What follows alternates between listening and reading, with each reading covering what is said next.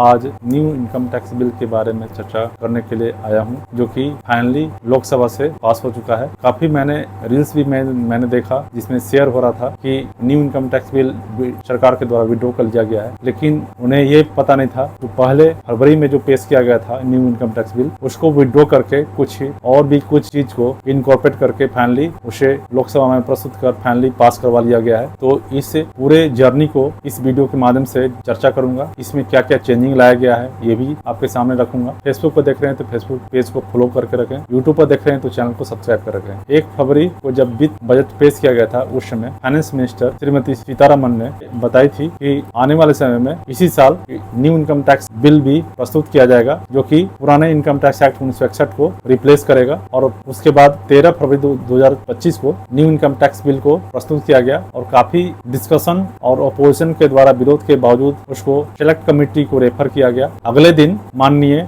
Speaker महोदय के द्वारा सिलेक्ट कमेटी का गठन किया गया। सिलेक्ट कमेटी के मेंबर का चयन किया गया और मिस्टर बैजयंत पांडा जिनको चेयरपर्सन के रूप में चयन किया गया। और अगले मॉनसून सत्र में 21 जुलाई 2025 को सिलेक्ट कमेटी ने 285 रिकमेंडेशन दिए थे। उस रिकमेंडेशन को भारत सरकार मान लिया, उन सारे रिकमेंडेशन को भारत सरकार ने मान लिए और यह निर्णय लिया गया कि पुराने इनकम टैक्स बिल जो 13 फरवरी 2025 को लोकसभा में प्रस्तुत किया गया था उसको विड्रॉ कर लिया जाए और फाइनली इसे सिलेक्ट कमेटी के सारे रिकमेंडेशंस को इनकॉर्पोरेट करते हुए इसी इनकम टैक्स को रिवाइज किया जाए। फाइनली 8 अगस्त 2025 को जो 13 फरवरी 2025 को इनकम टैक्स बिल प्रस्तुत किया गया था उसे विड्रॉ कर लिया गया और उसे सारे सिलेक्ट कमेटी के सारे रिकमेंडेशंस को इनकॉर्पोरेट करते हुए जो नया इनकम टैक्स बिल बनाया गया, रिवाइज इनकम टैक्स बिल को 11 अगस्त 2025 को लोकसभा में प्रस्तुत किया गया और बहुमत के साथ उसे पास करवा लिया गया है। Finance minister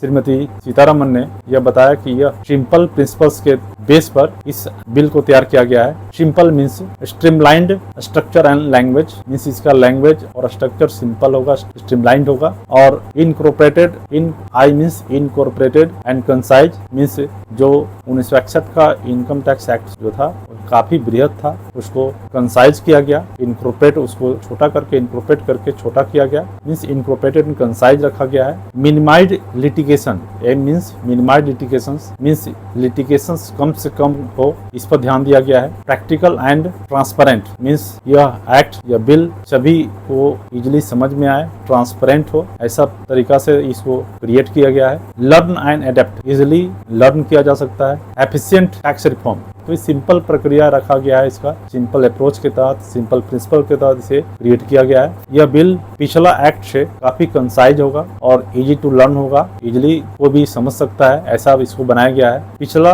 income tax act जो 1961 का है वो काफी बृहद है, काफी बड़ा है। उसमें करीब 819 सेक्शन है जिसको कि छोटा करके करीब 536 क्लॉज में तब्दील कर दिया गया इसमें और टोटल 23 चैप्टर में इसे डिवाइड किया गया है। इस बिल में नंबर ऑफ पेजेज जो है 622 है, 622 है। और इसमें क्या क्या चेंजिंग लाया गया है वो छोटा सा समरी इसमें बता देता हूँ। इस नए वाले में सैलरी पर्सन में कोई भी चेंजिंग नहीं किया गया है, मीन्स रिबेट डिडक्शन सारा कुछ सेम रहेगा। 12 लाख तक के इनकम वाले पर्सन को टैक्स देने का जरूरत नहीं है, ये सारे वो टैक्स फ्री रहेंगे। और नए वाले जो बिल हैं, नए वाले जो बिल एक्ट में तब्दील होंगे उसमें जो other party income tax department और अदर के साथ जो कोरिलेशन करने के लिए जो सिस्टम रखा गया है सारा फेसलेस और डिजिटल माध्यम से रखा गया है। मीन्स किसी तरह का अगर अदर पार्टी से कोरिलेशन बनाना है तो ईमेल के माध्यम से किया जाएगा। यहाँ पर दोनों के बीच में किसी तरह का ह्यूमन इंटरफेस नहीं रहेगा। पहले जैसा कि ह्यूमन इंटरफेस के माध्यम से काफ़ी हरास किया जाता था, अननेसेसरी छापा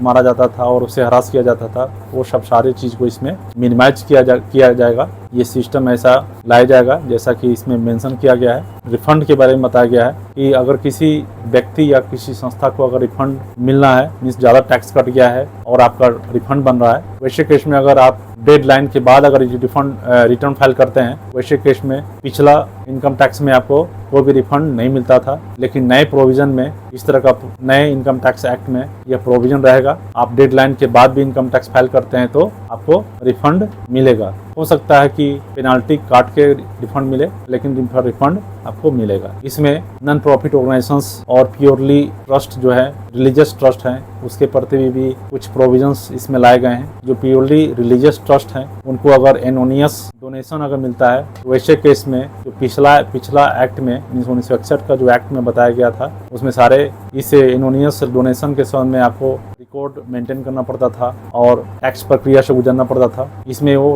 पूरी तरह से टैक्स फ्री कर दिया गया है प्योरली रिलीजियस ट्रस्ट के संबंध में। हालांकि जो एनजीओ वगैरह हैं जैसे स्कूल कॉलेज उसके संबंध में इनकम टैक्स डिपार्टमेंट अभी भी स्ट्रिक्ट है। उसमें आपको रिकॉर्ड मेंटेन करना पड़ेगा, जो टैक्स प्रक्रिया है उससे तो गुजरना ही पड़ेगा, उसमें कोई तब्दीली नहीं किया गया है। कुछ टर्मिनोलॉजी में चेंजिंग का लाया गया है। मीन्स पहले जिस पीरियड का इनकम टैक्स आप रिटर्न फाइल कर रहे हैं उस पीरियड को प्रीवियस ईयर बोला जाता था और जिस ईयर में आप फाइल कर रहे हैं उस ईयर को असेसमेंट ईयर बोला जाता था। तो प्रीवियस ईयर का नाम कन्वर्ट करके टैक्स ईयर रखा गया है। मीन्स इजिली भी कोई व्यक्ति समझ सकता है कि किस पीरियड का रिटर्न फाइल हो रहा है। तो ये कुछ चेंजिंग लाया गया है। यह बिल जो है लोकसभा से पास हो चुका है, राज्यसभा में प्रस्तुत किया जाएगा। राज्यसभा में पास होने के बाद फाइनली प्रेसिडेंट के मोहर के बाद यह एक्ट में तब्दील हो जाएगा और यह अगले साल इफेक्टेड हो जाएगा। तो ये छोटा सा न्यू इनकम टैक्स बिल के संबंध में ओवरव्यू था। Thanks for watching.